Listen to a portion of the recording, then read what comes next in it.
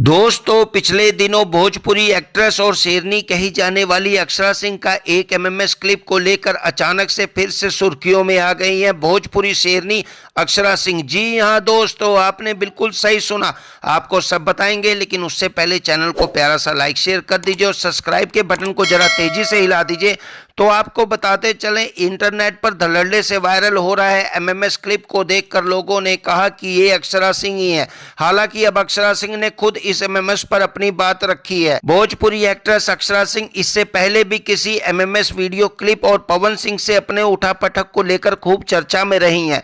इस बार की भी कहानी कुछ ऐसी है, जब अचानक से इंटरनेट पर फिर से एक एमएमएस क्लिप वायरल हुआ और इसे देखकर लोगों ने कहना शुरू कर दिया कि ये भोजपुरी क्वीन अक्षरा सिंह है। अब इस एमएमएस क्लिप को लेकर अक्षरा सिंह ने पहली बार बातचीत की और पूरा सच भी सबके सामने खोल कर रख दिया। अक्षरा सिंह इस समय यूपी बस्ती में है, जहां वह अपनी अपकमिंग फिल्म की शूटिंग कर रही हैं। बाकियों की तरह एमएमएस वाली खबर भी अक्षरा सिंह तक पहुंची, जिसके बाद वह बहुत परेशान हो गई। अक्षरा ने इस बारे में मीडिया से बातचीत के दौरान इन खबरों को बेबुनियाद बताया। उनका कहना है कि इंडस्ट्री में 2018 से ही एक खास गुट उन्हें लगातार बदनाम करने की कोशिश कर रहा है। अक्षरा ने कहा कि मेरे लिए ऐसे स्ट्रगल काम के शुरुआती दिनों से ही शुरू है। पहले जब ऐसा कुछ होता था तो लगता था जाने दो, कौन कानूनी पचड़े में पड़े, लेकिन अब ऐसा लगता है कि लोगों ने मेरी चुप्पी का गलत फायदा उठाना शुरू कर दिया है। उन्होंने कहा कि अब इन चीज़ों को सहा नहीं जा सकता है, क्योंकि यह मेरी इज्जत पे बात है। अक्षरा सिंह ने इस मामले पर लीगल एक्शन लेने की धमकी देते हुए कहा, अगर कोई यूट्यूब ब्लॉगर ये सब करता है तो समझ आता है, क्योंकि वो पैसे कमाने के लिए किसी भी हद तक गिर सकता है।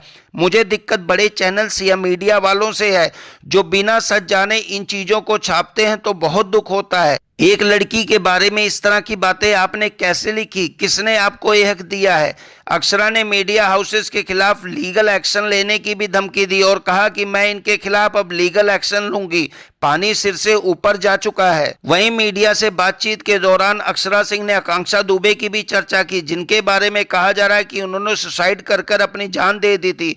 अक्षरा सिंह ने कहा, एक गैंग साल 2018 से मेरे पीछे पड़ा है और ये लोग मुझे काम करने नहीं दे रहे हैं। उन्होंने कहा कि ये लोग चाहते हैं कि मैं दूसरी आकांक्षा दुबे बन जाऊं और मैं भी उनकी तरह इन सब चीजों से तंग आकर फांसी लगा लूं। हालांकि बातचीत के दौरान उन्होंने हिम्मत दिखाई और कहा, मैं कभी टूटी नहीं, मुझे मजबूत बने रहना है। अक्षरा सिंह ने पोस्टमार्टम रिपोर्ट पर भी सवाल दागे हैं कि एक्ट्रेस की बॉडी पर तो चोट के निशान थे और उनके पेट से एक भूरा पदार्थ भी मिला है। आखिर इसकी चर्चा क्यों नहीं हो रही है और हर तरफ मेरे एमएमएस की ही बात हो रही है? मीडिया से बातचीत के दौरान भोजपुरी एक्ट्रेस अक्षरा सिंह ने आकांक्षा दुबे की मौत पर भी एक बार सवाल उठाए। अक्षरा सिंह ने पूछा कि आकांक्षा आखिरी रात जिस पार्टी में गई थी वहां उन्होंने शराब पी थी, मगर पोस्टमार्टम रिपोर्ट में ना तो एक्ट्रेस के पेट में खाना मिला और ना ही किसी भी प्रकार का लिक्विड। साथ ही एक्ट्रेस ने आकांक्षा के पेट में भूरे पदार्थ के बारे में भी पूछा, तो कैसे कह दिया कि आकांक्षा दुबे ने शराब पी रखी थी? ऐसे में तो मुझे यह संदेह है कि इस रिपोर्ट के साथ छेड़छाड़ हुई है, क्योंकि बॉडी पर चोट के निशान भी दिखे थे। आपको बताते चले, आकांक्षा दुबे की मौत के बाद डॉक्टरों ने जो पोस्टमार्टम रिपोर्ट जारी की थी उसमें क्लीन चिट दे दी गई थी